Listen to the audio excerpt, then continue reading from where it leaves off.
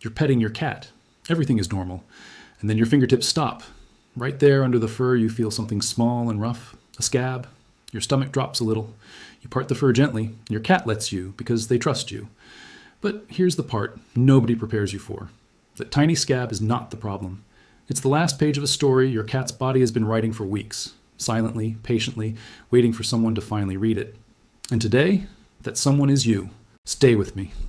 Because before I explain what that story says, I need you to know one thing about yourself. Before we go any further, I want you to hear something. You love your cat. That's exactly why you're here. You didn't ignore that little rough patch under your fingertips. You didn't tell yourself it was nothing and move on. You stopped. You felt that small drop in your stomach, and you went looking for answers, which already makes you the kind of cat parent most cats never get. So let's take shame off the table right now. If this story has been unfolding under your hand for weeks, and you're only reading it today, that is not failure. Cats are masters of disguise. Hiding discomfort is written into their survival instinct, the same instinct their wild ancestors used to never look weak, never look vulnerable. Your cat wasn't hiding the pages of this story from you because they don't trust you. They were hiding them because they love you enough to seem fine. Tonight, we're going to open that story together, page by page. And by the last chapter, you'll read your cat's skin the way a veterinarian does, as a language. Here's the truth most owners never learn. That scab under your fingertips, the scratching, the licking, the biting at the same spot over and over. The skin itself is usually just the messenger. The real message is coming from somewhere deeper. Researchers who study feline behavior quietly confirm something remarkable. A cat's skin and a cat's emotional state are connected by a direct biological line. When your cat feels stress, fear, boredom, or grief, their body releases stress hormones. Those hormones travel through the bloodstream.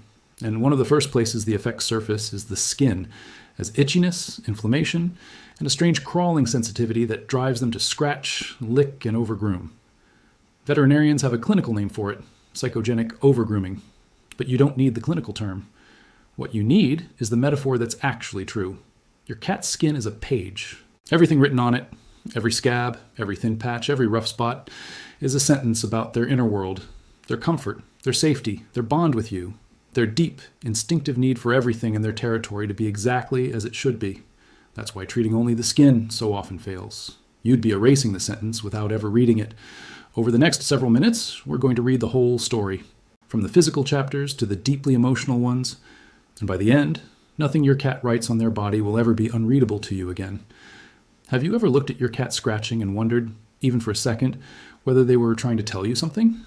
Hold that thought, because Chapter 1 reframes everything. Let's open the story at its most surprising page. Sometimes the scratching has nothing to do with the skin. Picture the scene. It's evening. The house is quiet.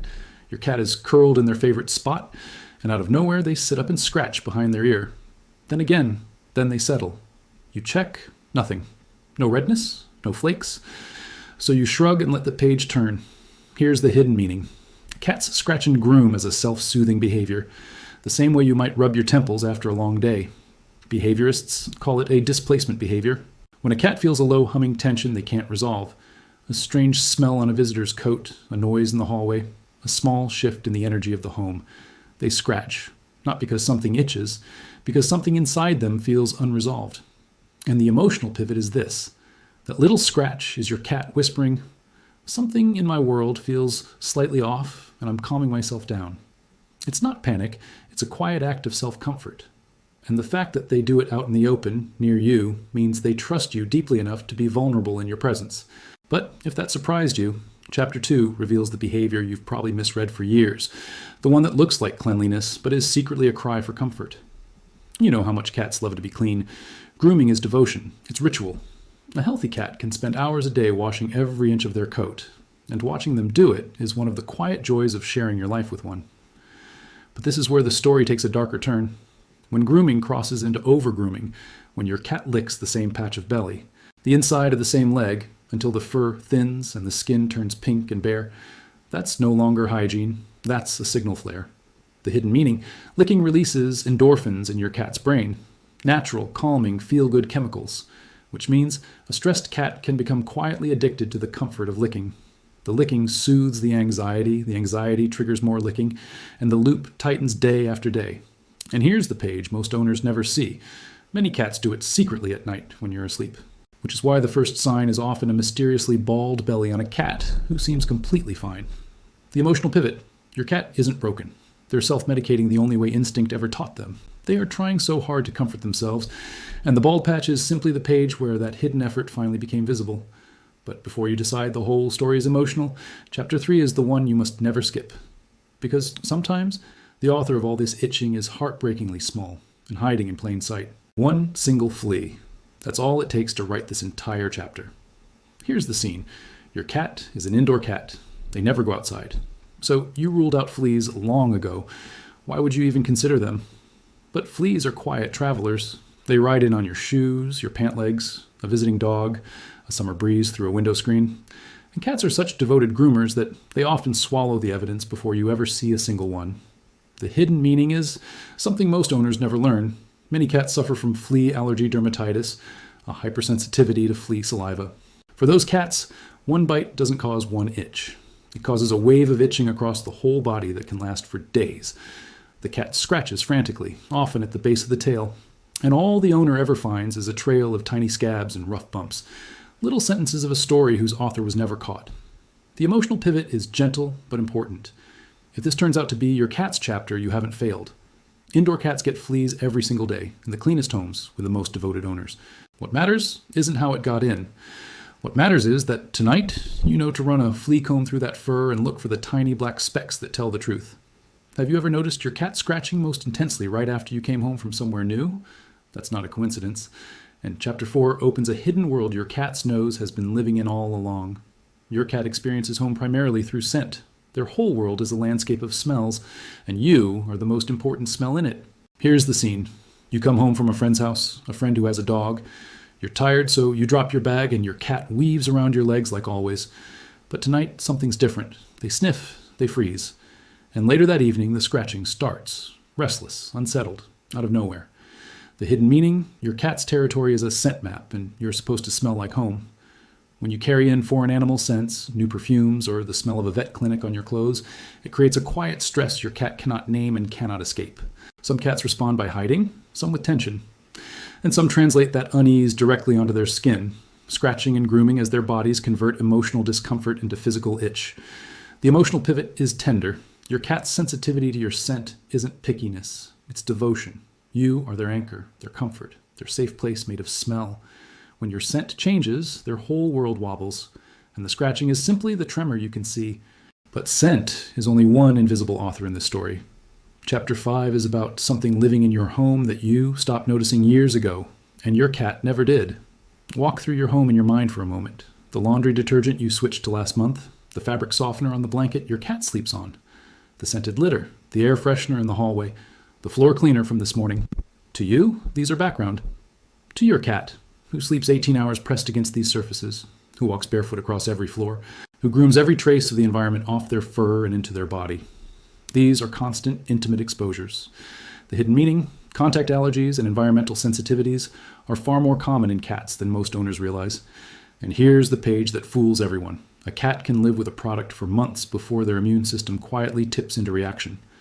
Then the itching begins, around the face, the paws, the belly, the places that touch the world most.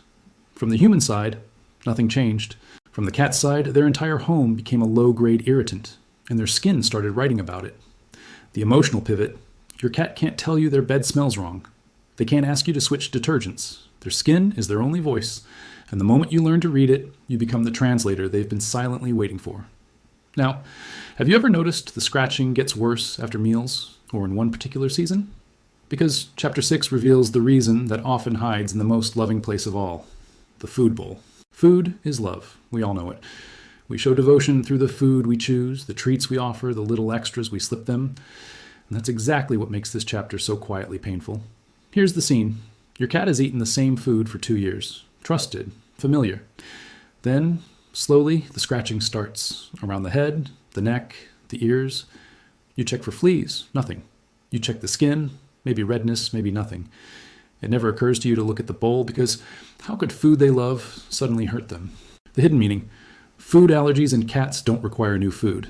A cat can develop a sensitivity to a protein, most often chicken, beef, or fish, after years of eating it happily. The immune system simply decides one day that this familiar protein is a threat. And in cats, that decision rarely announces itself through the stomach. It announces itself through the skin, relentless itching around the head and neck that no amount of scratching can satisfy. The emotional pivot. This chapter feels the most unfair because it turns an act of love into a source of discomfort. But listen, your cat doesn't blame you. Every meal you ever served was devotion, and discovering a food sensitivity isn't a failure. It's the moment your understanding of them deepens past what most owners ever reach. But if the bowl isn't the answer, Chapter 7 takes us to the deepest page of this entire story, into your cat's heart and the losses they never got to explain. This is the chapter that changes people. Here's the scene. A few months ago, something shifted in your home. Maybe you lost another pet. Maybe someone moved out. Maybe you moved house, changed jobs, started coming home later. Life moves forward, as life does. And somewhere in that current, your cat began to scratch, to lick, to pull at their fur in the quiet hours. The hidden meaning, cats grieve. Researchers have quietly confirmed what devoted owners always suspected. Cats form deep, genuine bonds, and when those bonds break, cats feel real emotional pain. But they don't cry, they don't wail. Their instinct commands them to stay silent, to protect themselves by appearing fine. So the grief goes underground and surfaces through the body, through broken sleep, through a changed appetite, and very often through the skin as stress hormones inflame and itch and the cat grooms for comfort until the fur gives way. The emotional pivot is the heart of this whole story. Sometimes the real reason your cat keeps scratching is that their heart is hurting, and they have no other way to tell you. That scab under your fingertips was never just a scab. It's a love letter, written in the only language they have, addressed to the one person they trusted to eventually read it, you. And if something in your chest just tightened, stay with that feeling. Because Chapter 8 is about knowing when love at home needs a professional hand. Warmth first. Everything we've read so far is real, common, and manageable. But love also means knowing when to hand the story to someone who can run the tests. You can't. Here's the scene. The scratching has gone on for weeks. Hair loss is spreading. Maybe there are sores now, or thickened skin, or your cat flinches when you touch a certain spot. Maybe they're digging at their ears or shaking their heads. The hidden meaning, beneath the emotional and allergic chapters lies a layer of medical causes only a veterinarian can rule in or out. Mites burrowing invisibly, fungal infections like ringworm that can pass quietly to humans, ear infections, thyroid imbalances, and in senior cats, something most owners never imagine, pain. A cat licking one hip obsessively may not be itchy at all. They may be aching underneath, in the joint and the bone, trying to soothe a pain written so deep it never reaches the surface. The emotional pivot, taking your cat to the vet, isn't admitting defeat. It's the deepest form of listening. It's you saying, I've read every page I can from the outside. Now help me read what only you can see.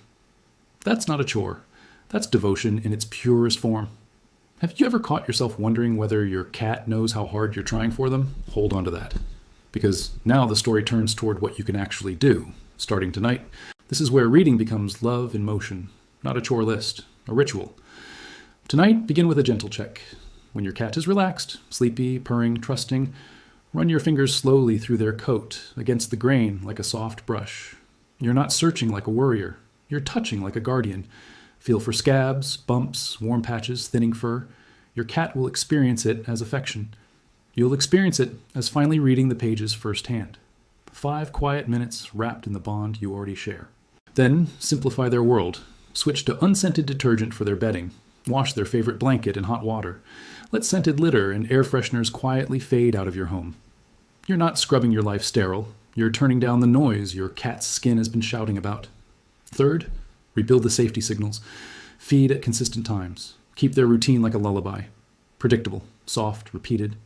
If something in your home changed recently, give them 10 minutes a day of undivided, phone-down presence. Slow blinks. A quiet voice. Let them come to you. You are their territory, their anchor, their home that walks on 2 legs. When you steady, they steady. Fourth, comfort the itch while you search for its author. A daily soft brushing spreads their natural oils, calms their nervous system, and gently replaces the self-soothing they were seeking through scratching. Stay near the cheeks and chin, never force the belly, and watch it become a nightly ritual of pure trust. And finally, know where the page ends. Spreading hair loss, open sores, bleeding head shaking, or a cat who suddenly guards one spot from your touch. That's your cue to call the vet. Bring notes, bring observations. Walk in as your cat's translator, because that's what you've become. Do these things not as tasks, but as a new chapter of closeness, Every single one is something your cat will feel as love. So tonight, when you run your hand down their back, and you will, and your fingertips find that little rough patch again, it will feel different. Because now you know what you're touching. Not a mystery, a sentence, in a language you finally speak. Your cat has been whispering to you all along, in the scratching, in the licking, in every quiet page they wrote and hoped you'd one day read. And the most beautiful part? They never stopped trusting that you would. That trust is the whole story of you two. A silent, ancient, unbreakable bond. A small creature who chose you and a human who finally learned to read them. If this video helped you understand them a little better, a gentle tap on like helps other cat parents find these pages too. And if you want to keep learning the secret language of the one who shares your home, subscribing means we'll keep reading their story together. Sleep well tonight, both of you. The next chapter starts tomorrow, and for the first time, you'll both be writing it in the same language.